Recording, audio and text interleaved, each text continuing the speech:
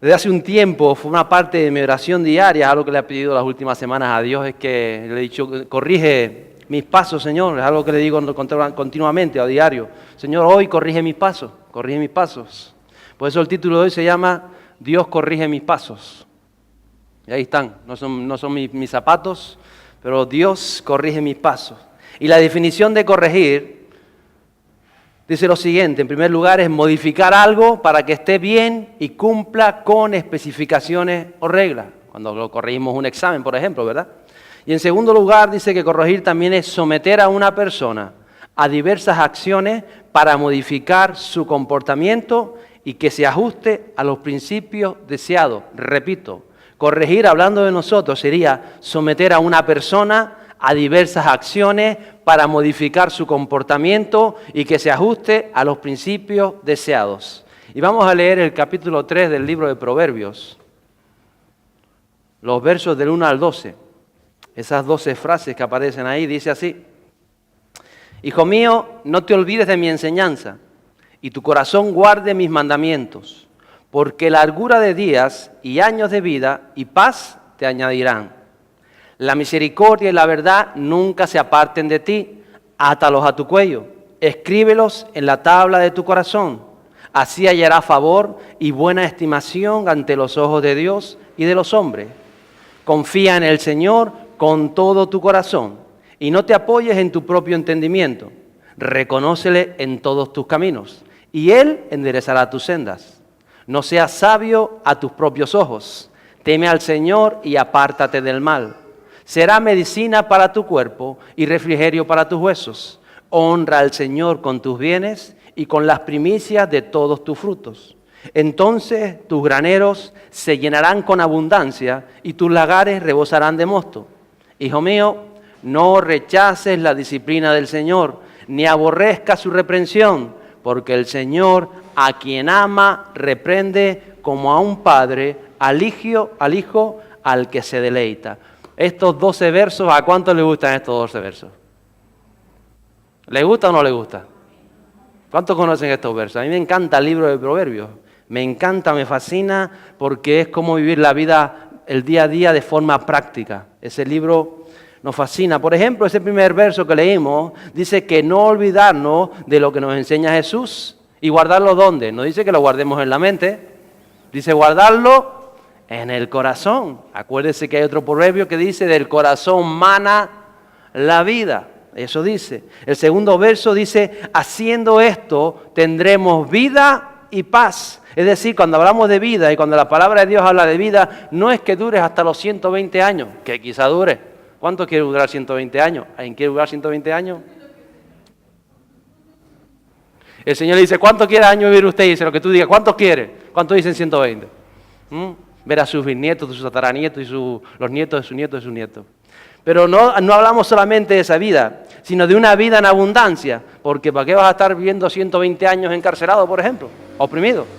Es una vida en abundancia. Cuando la palabra de Dios habla de la vida, habla de una vida, dice, donde la paz del Señor te envuelve y una alegría diaria sobrenatural. Esa es la vida que habla la palabra de Dios. Pueden suceder cosas en lo natural, pero tú en el interior tienes esa paz, esa alegría y esa bendición de Dios. El tercer verso que leímos hoy dice: tengamos misericordia de las personas. Tenemos que tener un corazón misericordioso. ¿Qué es un corazón misericordioso? Que tiene ese corazón para ver las miserias de los demás, para ver las necesidades de los demás, para ver las frustraciones de los demás, para ver a los demás. Y especialmente cuando hablamos de un corazón misericordioso, precisamente de aquellos que andan ciegos, aquellos que quizás te están haciendo la vida difícil o te han herido, tienes que tener misericordia con esas personas. ¿Por qué? Porque pobrecitos, no conocen lo que tú conoces, no saben Dios tan grande, cómo vivirán sus vidas frustrados. Hablaba con alguien esta semana que me decía: porque me pasó esto con mi madre y al final esto, y al final le colgué el teléfono. Y digo: ¿por qué le colgaste el teléfono? ¿Para qué? Tú no ves que es una persona, tu mamá es una persona que ahora mismo está pasando un momento de frustración, está pasando esto, está viviendo aquello, precisamente ahora te necesita más que nunca. Ahora tienes que estar ahí, que tú conoces a Jesús. Ahora es cuando tienes que decir: pero con el daño que me ha hecho, ahora es cuando tienes que mostrar la misericordia de Dios. Precisamente ahora, más que nunca, hay que mostrar esa misericordia de Dios como el buen samaritano. Y eso es lo que dice, que tengamos misericordia a los demás. Ese cuarto verso dice, si vives así, si vives de esta manera, tendrás el favor y la buena voluntad de Dios. ¿Cuántos quieren tener el favor de Dios? Por lo menos 3 personas quieren tener. ¿Cuántos quieren tener el favor de Dios? Yo quiero tener el favor de Dios. Qué bueno es nuestro Dios. ¿Sabe lo que es tener el favor de Dios? Mira, cuando usted tiene el favor de Dios, no importa si todo el mundo está contra usted, no importa si el Papa se le vota en contra, o el presidente, o esto o lo otro. Si usted tiene el favor de Dios, usted puede dormir tranquilo y estar tranquilo. Ese es el favor de Dios. Y dice, ¿cómo tienes el favor de Dios? Si atesoras su palabra en tu corazón y tienes misericordia. Tienes ese corazón, misericordia para con los demás. Ese quinto verso dice, confía en el Señor con todo tu corazón y no confíes en tus razones, no confíes en las experiencias o en tu realidad, no confíes en eso, porque si tú estás confiando en tus experiencias, sean buenas o sean malas, no te va a ir bien.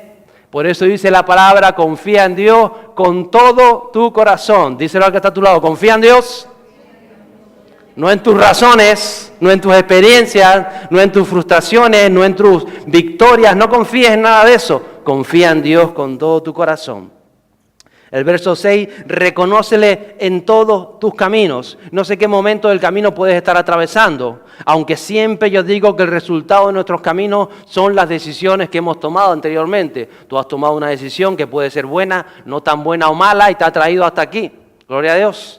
Esas decisiones que hemos tomado en nuestras vidas nos llevan hacia donde estamos. No importa en qué momento de tu camino estás. Si tú le reconoces que en este momento del camino reconoce su soberanía, reconoce su grandeza, reconoce su misericordia, entonces dice que Él, aunque tu camino sea torcido, ¿alguien está torcido aquí? ¿Quién está torcido aquí? Aunque tu camino esté torcido, Él enderezará tus sendas. Qué bueno es nuestro Dios, que aunque nos desviemos, aunque hemos hecho las cosas mal, hagamos como las estamos haciendo, si lo reconocemos a Él, Él enderezará nuestra senda. Y déjame decirte una cosa, siempre la tendencia humana es a desviarnos de su camino. Por naturaleza, nuestra carnalidad, nuestra humanidad nos lleva a desviarnos del camino que nos marca la palabra de Dios. Eso es así. Y por eso todos necesitamos corrección. Diga al que está a tu lado, ¿necesitas corrección? ¿Necesitas corrección? Dios corrige mis pasos. Hay alguno que no se lo cree, repítaselo, que no se lo creyó. Dice, yo necesito corrección ¿de qué? ¿Yo de qué? Necesitas corrección porque si no nos torcemos, si no nos desviamos, necesitamos corrección de Dios. De ahí la necesidad de su gracia divina y del Espíritu Santo. El verso 7, no seas sabio a tus propios ojos. No seas sabio. Si alguien te dice sabio, la gloria de Dios, pero tú no seas sabio a tus propios ojos, al contrario, dice respeta a Dios y aléjate del mal. Eso es lo que dice la palabra de Dios. El verso 8 dice que todo esto, estos 7 versos, serán medicina a tu cuerpo y a tus huesos. Sabe que muchas personas están enfermas hoy en nuestra sociedad porque viven la vida como la viven. Con preocupaciones, con afanes, con incertidumbre, con frustraciones, con miedo, con tantas cosas. Viven así. Y la enfermedad les llega. No siempre, en muchas ocasiones, en un porcentaje muy grande, las enfermedades son producidas por ese estado interior que tenemos cuando no entendemos el mensaje del Evangelio o cuando no conocemos a Jesús. Y las personas que no viven la paz de Dios, que no han atesorado su palabra en el corazón, que no viven en la misericordia, que no han depositado su confianza plena en Dios, no pueden disfrutar del Dios sanador. El verso 9 dice, honra al Señor con tus bienes, honrarle a Él. No tienes que honrar a nadie más que a Él. Los bienes son mucho más que las cosas materiales, que las cuenditas que decía yo antes. Mucho más que eso son los bienes. Porque los bienes también es un padre, una madre, un hijo, un esposo, una esposa. Eso es un bien de Dios, ¿lo sabía? ¿Estás honrando a Dios en tu familia, en tu casa? ¿Está siendo honrado el Señor? ¿Es honrado Dios en tu trabajo? ¿Estás haciendo un buen trabajo? ¿Estás haciendo luz en el trabajo? ¿Estás siendo Dios honrado en ese trabajo? ¿Honras a Dios en tu casa? ¿Lo honras en tu casa cuando te sientas a la mesa y bendices los alimentos? ¿Lo honras con las cosas que están decorando tu casa? ¿Lo honras con la atmósfera que hay en tu casa? ¿Lo estás honrando a Él? Cuando entra el Espíritu Santo, ahí dice, aquí me siento yo honrado en esta casa, en tu coche. ¿Estás honrando a Dios? ¿Tu coche es un sitio donde Dios es honrado o no? Cada uno tiene que definir cómo estamos honrando a Dios. ¿Tu tiempo libre es un tiempo donde Dios es honrado? ¿O en qué estás usando tu tiempo libre? ¿Estamos honrando a Dios con nuestro tiempo libre? Así debe ser. Honra al Señor con tus bienes, dice la palabra. Y ya habla de todo esto. Y cuando Dios es honrado, sigue diciendo el verso 10, si Dios es honrado en todo, dice, entonces tus graneros se llenarán con abundancia. Y tú dices, pero yo no tengo granero, no tengo finca, no tengo trigo y no tengo nada. ¿De qué graneros está hablando? Hay muchos graneros en nuestro interior. Si tú pones estas cosas adelante, dice, entonces tu granero, entonces tu corazón, entonces tu vida, tu mente, se llenará con abundancia. Dígale que está a su lado, abundancia. ¿A cuánto le gusta la abundancia? Abundancia de salud, abundancia de amistades, abundancia de buenas emociones, abundancia de pensamiento, abundancia económica, abundancia en todas las cosas, ¿o no? A algunos les gusta sacar cosas de la palabra de Dios. Dice, y tus lagares, pero yo no tengo vino, pastor. Yo no tengo vino, yo no hago uva. Gracias a Dios estuve muchos años haciendo mosto. Dice, y tus lagares rebosarán de mosto. Y cuando hablamos de mosto, hablamos de alegría, hablamos de gozo. Eso representa el vino, hablamos de alegría. Entonces tu lagar, tu vida, tu interior está llena de, ¿tiene que estar tu alegría? No puede haber un cristiano amargado, eso no existe en la palabra de Dios. Hay cristianos gozosos por el gozo de la salvación que los inunda, ¿lo cree o no lo cree? ¿Hay tiempos de luto? Sí, hay tiempos de luto.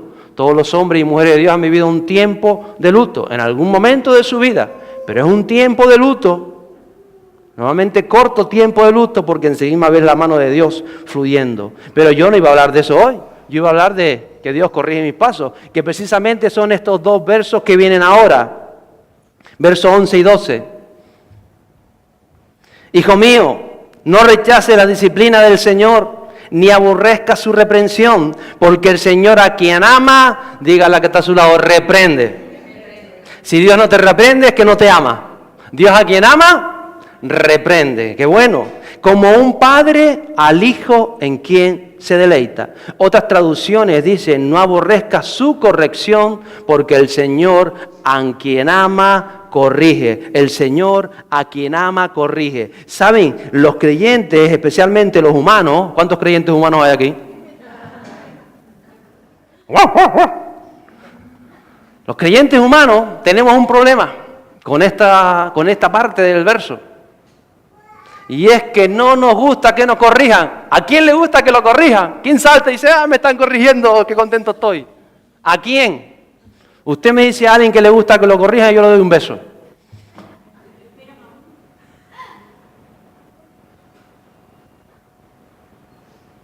Esta ha sido mi oración por muchas semanas. Señor, corrígeme. Señor, corrígeme. Señor, corrígeme. Y cuando tú haces una oración, Dios te corrige. Porque Dios escucha las oraciones. Es difícil, ¿verdad? Mira, a ningún niño le gusta ser corregido. Usted ha visto un niño que dice, no coma más golosinas, no coma más golosinas, que se te pican los dientes y no le des más golosinas, y lo corrige y se pone contento. Ricky se pone Mateo contento tan pequeñito cuando lo corrige, se pone hasta agresivo a lo mejor. Ni a los adolescentes. ¿Usted ha visto algún adolescente? ¿Cuántos tienen hijos adolescentes? Que tú corriges a un adolescente y se pega las garras al techo y no sé ni cómo. Todos fueron adolescentes. Muy bien. A los jóvenes, no intentes corregir a un joven porque no va a salir que tú eres viejo, que es otra moda, que tople, que tú no sabes. ¿Sabes por qué lo sé? Porque también fui joven. Más joven que ahora, claro. Y cuanto menos, especialmente cuando somos maduros, porque ya hombre, de niño se entiende, de joven y tal, pero de maduro, que me vengan a corregir de maduro, ¿quién me va a corregir a mí? ¿A que somos así? Tenemos un problema. Tenemos un problema. Por nuestras propias experiencias, por nuestra propia posición, por nuestros derechos o por nuestra soberbia, no nos gusta que nos corrijan, no nos gusta. Y la Biblia está llena de frases que nos hablan a los creyentes, que no hablan a los que no son creyentes, que hablan a los creyentes de corrección. Y le voy a saltar una tanda de 7 frases. Salmo 94:12. Bienaventurado el hombre a quien corriges, Señor, y lo instruyes en tu ley. Qué buenos somos los varones que somos corregidos. ¿Es corregido? Bienaventurado dice la palabra de usted, o feliz. Proverbios 9, 8 y 9. No reprendas al escarnecedor, te dice, para que no te aborrezca. Reprende al sabio y te amará. Da instrucción al sabio y será aún más sabio. Enseña al justo y aumentará su saber. Pero te dice, no se te ocurra corregir al insensato y necio que te va a decir, no, mejor déjalo. Porque encima te va a escarnecer, porque va a ir a por ti. ¿Cuántas veces nos corrigen y vamos a por aquel que nos corrige? La palabra sabia, si ya lo sabe el Señor Jesús, ya lo sabe el libro de Proverbios. Proverbios 13, 24. El que escatima la vara, odia a su hijo. Mas el que lo ama, lo disciplina. Diga que está a su lado, con diligencia. Para mañana, para mañana, para mañana, para mañana. Soy muy canario, ¿no? No, para mañana. Para mañana. ¿Qué dice la Biblia? No. Para hoy, para hoy, para hoy, para hoy. Porque mañana va a tener 13 años y ya. Es que es pequeño, todavía no mañana. Es que es pequeño, todavía no mañana. Es que es pequeño, está ni mañana. Ya se casó y todavía sigue siendo pequeño mañana. Con diligencia. Proverbios 29, 17. Corrige a tu hijo y te dará descanso y dará alegría a tu alma. Yo sé que algunos están viviendo lo que sembraron hace tiempo, que no corrigieron a sus hijos y ahora no les está dando descanso. Es la palabra sabia. Algunos porque no conocían a Dios y no conocían la palabra, y otros porque no les gustó la corrección. ¿Pero sabe qué? Que Dios dice que enderezará nuestros pasos, aunque nos hayamos equivocado, si lo reconocemos a Él en todos nuestros caminos. Eso que leímos, ¿no? Job 5, 17. He aquí cuán bienaventurado es el hombre a quien Dios reprende. No desprecies, pues, la disciplina del Todopoderoso. La epístola a Tito, el verso 5 del capítulo 1. Pablo le dice a Tito, por esta causa te dejé en Creta, para que pusieras en orden lo que queda y designaras ancianos en cada ciudad como te mandé. Otras versiones dicen, Tito, te puse ahí con la misión de corregir a la iglesia. Esa era tu misión. Y Apocalipsis 3:19, hablando el mismo Jesús, dice, yo reprendo y disciplino a todos los que amo, sé pues celoso y arrepiéntete. ¿Qué tenemos que hacer cuando nos corrigen? Arrepentirnos. No queda otra. Tenemos que sacar los dientes y morder. Tenemos que decir ya lo tacho. ¿Qué tenemos que hacer? Aprender a ser corregidos. Precisamente Juan el Bautista, como precursor de Jesús, dice que vino a preparar el camino del Señor. Dijo, enderezad su senda, los caminos torcidos serán enderezados y los caminos ásperos serán allanados. Y no estaba hablando de las carreteras, cuando él está hablando de los caminos. No se crea ustedes que iban a preparar las carreteras para Jesús, como hacían para los emperadores. Estaba preparando precisamente el corazón. Es lo que hemos estado hablando los últimos meses, del avivamiento. Hay que preparar el camino, allanar el terreno para que el Espíritu Santo haga lo que Él quiera hacer. Entonces hablaba del corazón, y Juan está hablando del corazón del pueblo de Dios, no del corazón del que no conocía a Dios, del corazón del pueblo de Dios. De eso está hablando Juan. Dice enderezar, dice corregir, alinear, hacer rectos los pasos. Habla toda la palabra de corrección. Recibir y vivir el avivamiento es haber corregido nuestras vidas. Y siempre necesitamos y debiéramos anhelar ser corregidos. Debería ser un anhelo para usted, si necesito corrección. No sé en qué estoy equivocado, pero en algo tengo que estar equivocado, ¿o no? Porque si no, ya estaría levantando muertos por ahí. Así que en algo se equivoca, porque Dios no se equivoca. ¿Quién se equivoca? Algunos dicen levantando muertos, no se lo creen. Bueno, ya se lo creerá cuando lo vea. Necesitamos corrección en nuestras vidas, necesitamos corrección. Entonces necesitamos amar y anhelar ser corregidos. Dice la palabra que el amar la corrección nos hace humildes y el despreciarla nos vuelve soberbios, necios, engreídos, orgullosos. Y es más, nos aleja de Dios. Cuando uno es corregido y se pone a la defensiva, impide el mover del Espíritu Santo. Y no lo impide alrededor, lo impide en tu propia vida. Entonces todos necesitamos corrección, pero como digo yo, a nadie le gusta ser corregido, ¿verdad? ¿Le gusta ser corregido? Gloria a Dios, normalmente no. Nos ponemos a la defensiva, ¿a que sí? ¿Cuántos se ponen a la defensiva? A ver, ¿cuántos sacan la espada, la metralleta, el fusil de asalto? Y dice, ¿qué dices tú? ¿O cuánto se autojustifica? No, pero es que, pero fue por, pero esto, y empezamos ya con las justificaciones. O cuántas cosas, o nos molestamos, o menospreciamos a la persona que nos corrige o trata de corregirnos, o sacamos su trato sucio, sí, pero tú y el otro, y empiezas a sacar los trapos sucios de los demás, porque es la forma que mejor tenemos de defendernos. Esto es como los ajedrecistas, la mejor defensa es un buen ataque, así somos con la vida. Cuando en Jesús las cosas funcionan al revés. Y ahí estamos muchas veces. Y para sentirnos mejor, cogemos y ponemos la señal de los piratas. ¿Saben cuál es la señal de los piratas? La bandera negra con la carabela y los 4 huesos. Esta persona, la señal de los piratas. Aquella persona, la señal de los piratas. Aquello ni me hago caso porque ya... Y empezamos a prejuzgar a las personas sin entender que si le decimos a Dios que corrija mis pasos, Dios no va a bajar del trono a corregir tus pasos, ¿verdad que no? Él va a venir del trono a corregir tus pasos. Se va a poner Jesús delante de ti y decirte, no, por ahí no, para allá. ¿Qué usa Dios para corregir nuestros pasos? Mira al que está a su lado. Al neófito que tiene al lado lo usa para corregirlo usted. ¿Lo sabía? Así que sonríale. Sonríale. Porque usted no sabe si lo que está viviendo hoy en su casa y en su vida es la corrección de Dios. Y hasta que no vea en ello el camino de Dios, hasta que no reconozca al Dios creador y al soberano en esa situación, quizás Dios le esté corrigiendo y usted siga de cabezota pensando que usted está bien y que todo lo demás está mal. Entonces sepa que Dios no deja su trono para corregirnos, sino que usa las personas y las situaciones que nos rodean precisamente para corregirnos. Y es la actitud individual de cada uno la que va a determinar si tú eres sabio o tú eres necio. Como tú respondes a la corrección, Dios te va a decir, o la palabra te va a decir, eres sabio, eres necio. Y yo le voy a poner un ejemplo, que esto es un común y es un ejemplo que pasa en todas las iglesias que yo he conocido y en las que conoceré creo que también.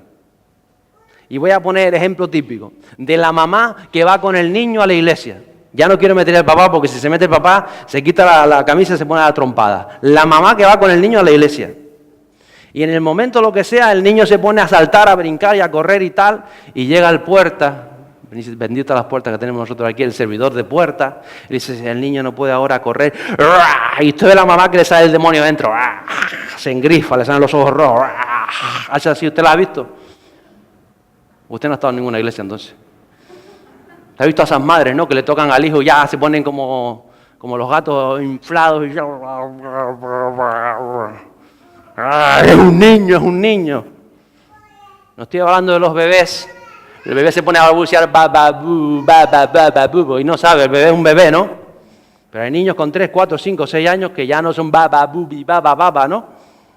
Que son niños y que han de ser educados, según la palabra de Dios, con diligencia.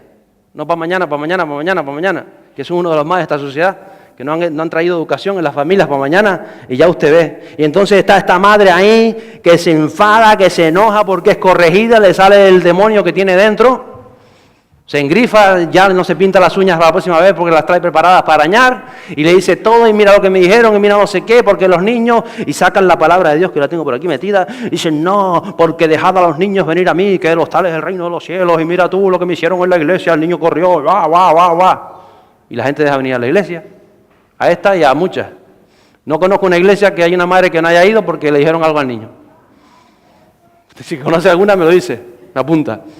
Y entonces sucede eso, ¿verdad? Sucede estas cosas. Y a veces no entendemos, cuando te sacan ese beso los niños, claro que los niños del reino de los cielos. Pero no me compare usted un niño de Medio Oriente, de la época de Jesús, con un niño de nuestros días, porque aquellos niños estaban educaditos. Aquellos niños le decía a Jesús, quietos ahí. ¿Y qué hacían los niños? O en Gambia yo he estado predicando en una iglesia que hay más niños que mayores. Y no hay profesores de niños, no hay escuela dominical, no están los padres de los niños. Y hay 50 niños, entre 3 y 8, 10 años, y algunos adultos. Y los niños están los 50 ahí calladitos, todo el culto. Pregúntale a la pastora. Se comen la predicación en español, y la traducción en inglés. Y tú no ves a esos niños, ¿por qué? Porque son educados en sus casas a respetar las cosas, a respetar a los mayores y a respetar las autoridades. Son educados en sus casas, porque en el colegio se aprende educación, Me refiero a educación escrita, estudios, eso se aprende en el colegio. Nunca mande a un niño al colegio a que sea educado, va a coger estudios. Y la sociedad le va a enseñar la cultura al niño, pero usted en su casa le tiene que enseñar la educación. ¿Lo sabía? Por eso tú puedes ir a Gambia a predicar y lo único que te molesta cuando tú estás predicando son las gallinas que pasan por ahí. Y eso sí, por la noche no las agarramos y las metemos en el sancocho. Porque pasan las gallinas por ahí por el púlpito. Los niños callados y las gallinas. Pero como no son cristianas, pues no podemos hacer nada. ¿Qué vamos a hacer? ¿Se da cuenta? Que cuando las personas son corregidas a veces les salta. Y como esto todo, no nos gusta ser corregidos. No nos gusta. Y hay que saber corregir y hay que saber ser corregido. Yo no corrijo igual al peón como encargado de obra que al jefe de la obra o que al dueño de la empresa, que también tiene que ser corregido. Tengo que saber cómo le llego, tengo que decir lo que le digo y cómo se lo digo. Yo le puedo decir al jefe, mira, está pasando esto, esto y esto. Creo que te equivocaste por aquí, vamos a hacerlo por allá a ver si... Hay que aprender, hay que saber cómo corregimos a las personas, ¿cierto? Pero que necesitamos corrección, no hay nadie aquí en esta habitación que no necesite corrección. Y eso es lo que le estamos diciendo a Dios, porque Dios tiene que corregir nuestros pasos para que el Espíritu Santo haga lo que Él quiera hacer. Pero entonces necesitamos aprender a ser corregidos. Después de que yo le he estado pidiendo diariamente esto a Dios que nos corrija, me he sentado con unos amigos a la mesa, le cuento, si no que le cuente la pastora, nos han tirado de la oreja, vamos, no de la lengua, nos han tirado de la oreja, con amor y con todo lo que se diga. Me acuerdo que uno les preguntaba, ¿ustedes qué opinan? No les iba a decir nada, pero ya que nos preguntan qué opinamos, nos dijeron, ting, ting, ting, ting, ting. Y yo, gracias, qué bueno es nuestro Dios. Porque si no, seguimos ciegos. Y si yo me pongo a la defensiva, ¿qué se cree este? Mira lo que pensó, eso no es así. Ya está, ya entonces ¿para qué le digo a Dios que corrija mis pasos? Cuando Él los va a corregir a través de las personas o a través de las situaciones diarias y no queremos aprender. Entonces, somos tontos. ¿Cuánta gente se ofende porque es corregida? La gente que se ofende porque es corregida es porque no conoce la palabra de Dios o no tiene al Espíritu Santo, una de dos. Pero la corrección es una bendición de Dios y uno es bienaventurado cuando lo corrigen. Porque cuando uno es corregido es porque tiene que aprender las cosas que Dios quiere mostrarle para que su vida enderece sus pasos conforme a la voluntad de Dios. Entonces es bueno ser corregido. Me alegra porque tengo una ovejita aquí en la iglesia, ante tantas ovejitas. Hay una ovejita que me sabe llegar ahí. Yo creo que hoy está entre nosotros esta ovejita. Y cuando yo hago algo que nos equivocamos, que necesitamos corrección, esta ovejita viene contenta, con su cara de contenta. Pastor, se pasó, ¿no? ¿Usted no cree que se pasó? Yo me pasé de qué. Se pasó, ¿no? Vamos, pregunto, ¿usted qué cree? ¿Que se pasó o no se pasó? Digo, bueno, a lo mejor sí me pasé. Y me hace reflexionar, y me hace pensar, y me hace cambiar de actitud. Porque hay que saber cómo corregimos.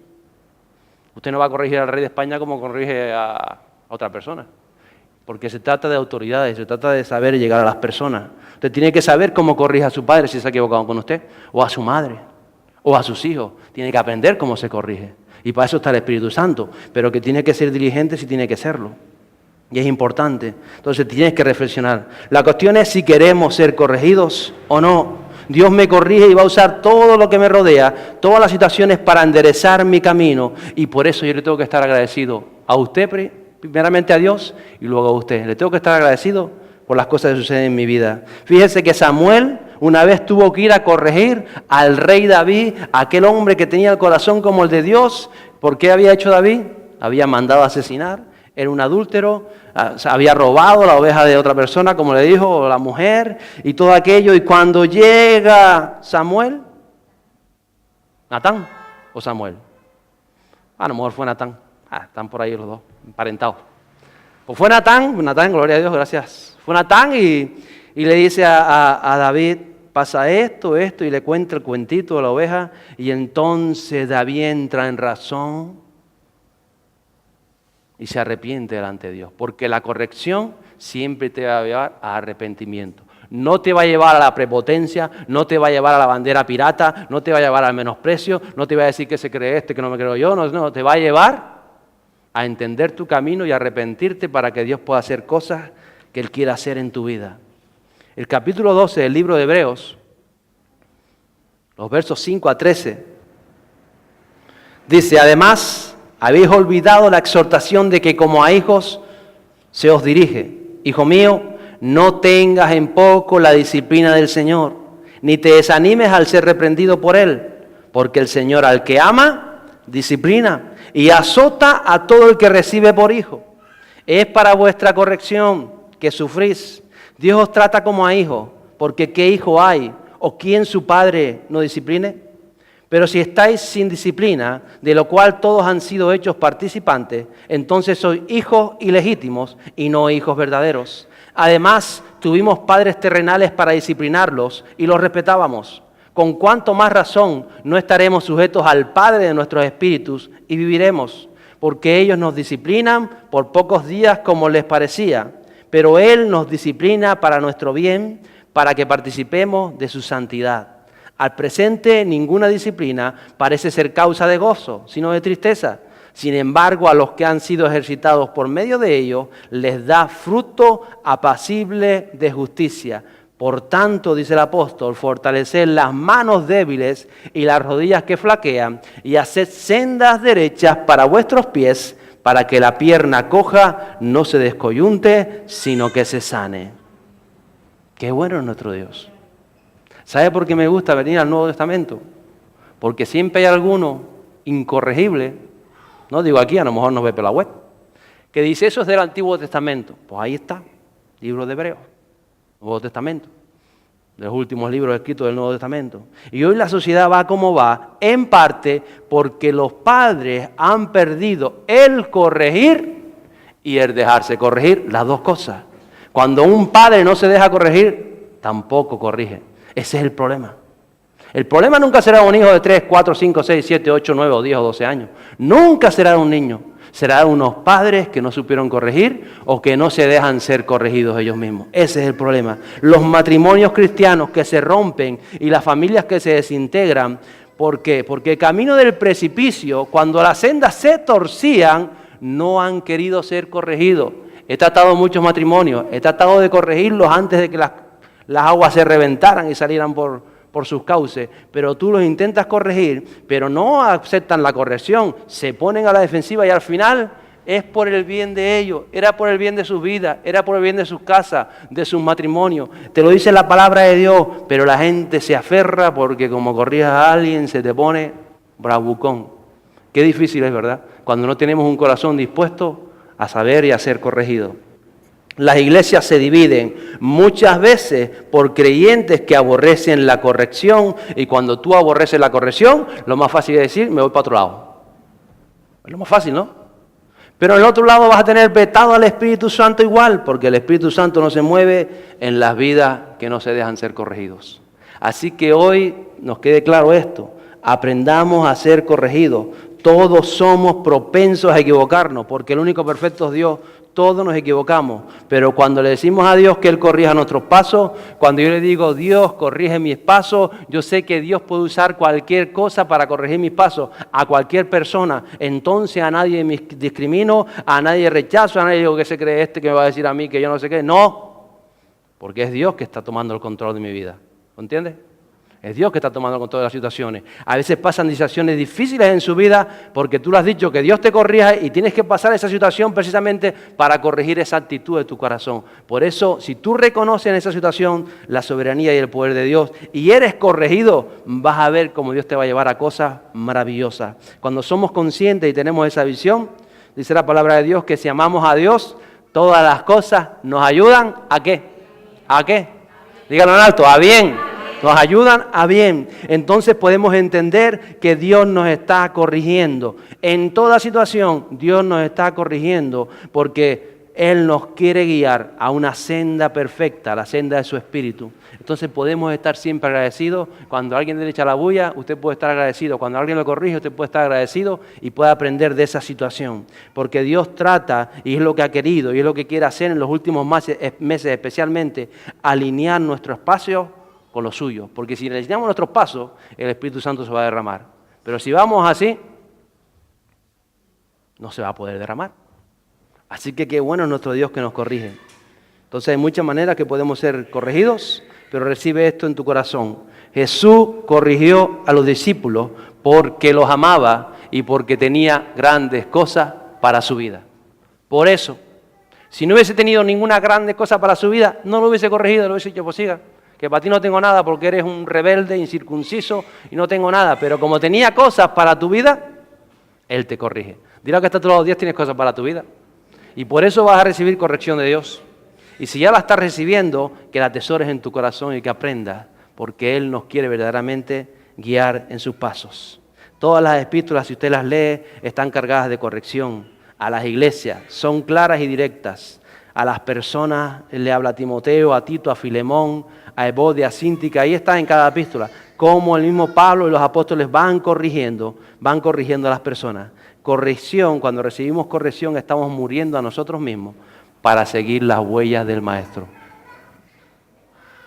Nuestro Padre Celestial nos corrige, nos disciplina y quiere lo mejor para nosotros.